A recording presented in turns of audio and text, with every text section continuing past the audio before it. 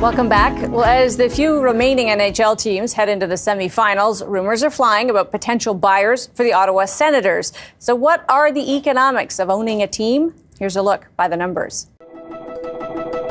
You might think winning the big trophy makes a team more valuable. Not so. For the 8th year in a row, the New York Rangers top out as the most valuable team in the league, according to Forbes magazine. At $2.2 billion is an increase of 10% from the year before, despite winning just one Stanley Cup in the past 82 years. Maybe not winning is the key to value. The Toronto Maple Leafs rank second in team value at about $2 billion, up 11% from 2021, with an even poorer record than the Rangers. Most of the worth of a team is tied to its media revenue. The Leafs generated $90 million of it last year, while the Montreal Canadiens netted more than $100 million, the first league team to do so. And the teams are worth even more on the open market than Forbes' calculations show.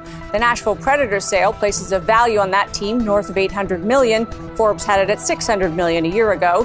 The Ottawa Senators could sell for up to $1 billion, while Forbes valued the team at $525 million last year.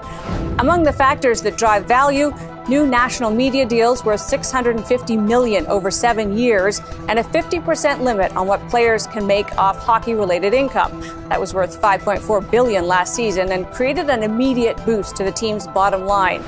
And finally, the price of a team may be driven by simple laws of supply and demand. There are only 32 NHL teams to be had, and almost 800 billionaires in Canada and the U.S. and counting.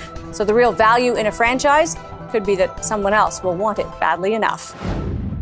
Well, one thing that is clear in recent years, the value of big league franchises have been solid performers. Past performance, of course, is not always a prediction of future success.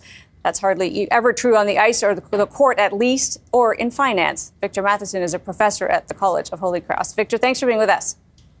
Well, thanks for having me. So I was a bit surprised, to be honest, that there is this divorce in value from winning and the worth of a team.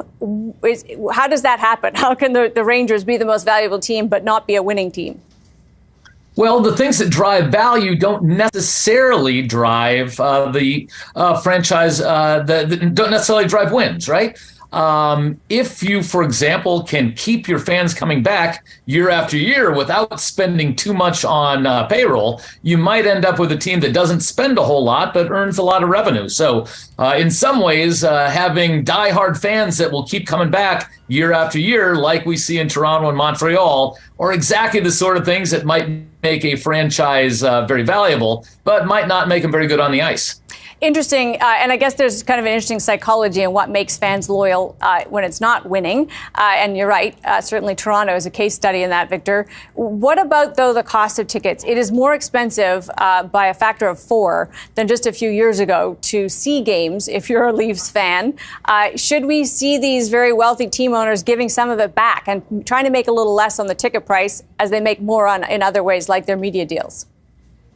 Well, it's kind of hard for me as an economist to say that people shouldn't go out and try to make money.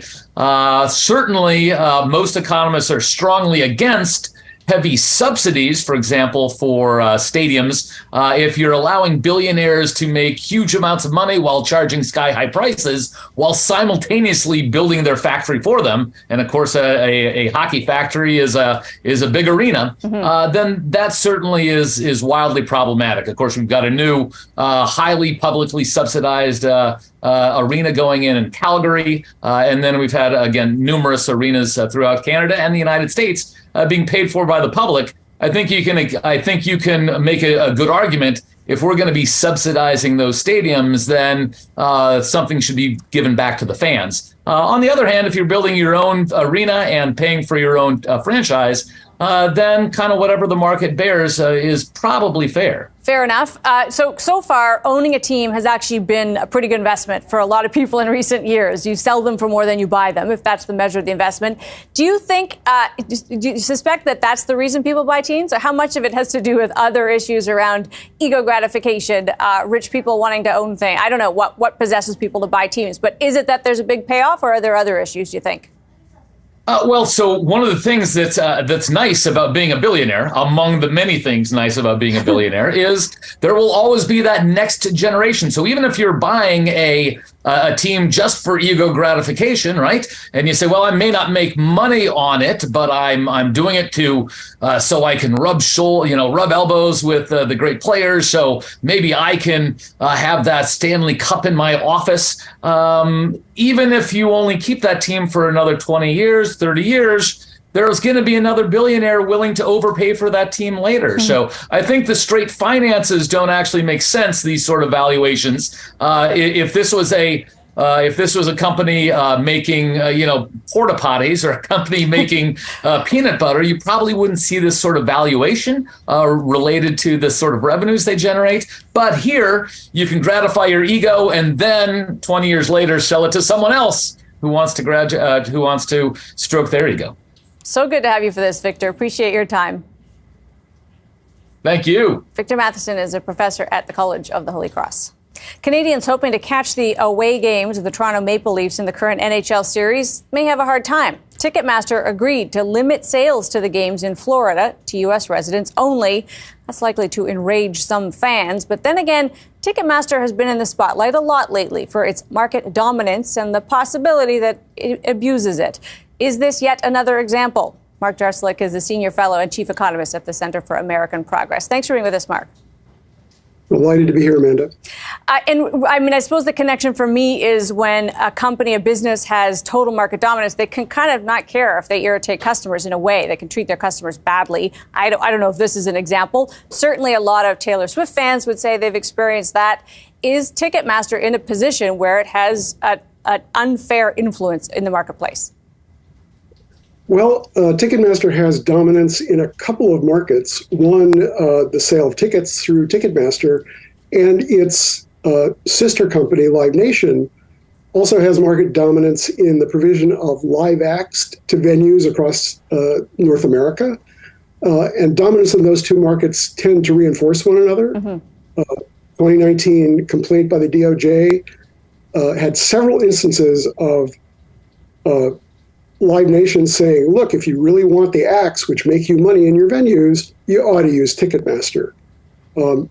So it looks like, from the outside, not great service, relatively high prices, behavior characteristic of monopolies.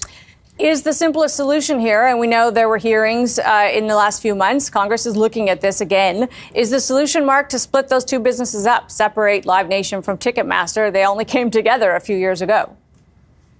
Well, they merged in 2010. It looks like DOJ missed an opportunity in 2019 to cause them to separate.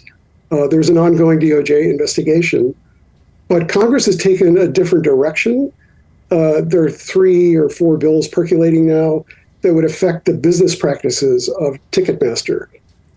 One minor change would be to force them to be very upfront about the total price of a ticket that you're buying right from the beginning of the transaction. Another bill would limit the long-term contracts that they sign with venues for ticket provision and for entertainment. And then a stronger act would allow the FTC, in Ticketmaster's case, to limit excessive and unnecessary fees. If any of this action against Ticketmaster and Live Nation was taken, would we see new players? Well, one of the things you want, of course, is competition in the market. Would we see others emerging to perform the same function?